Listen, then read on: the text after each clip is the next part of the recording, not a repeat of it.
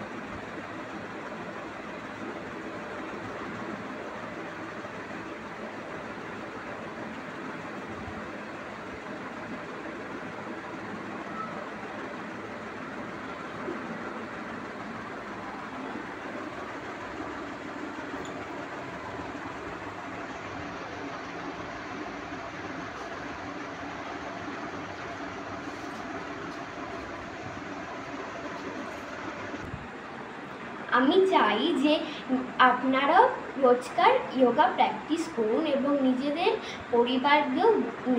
পরিবারকেও বলুন এবং নিজেদের শরীর সুস্থ রাখুন। নমস্কার।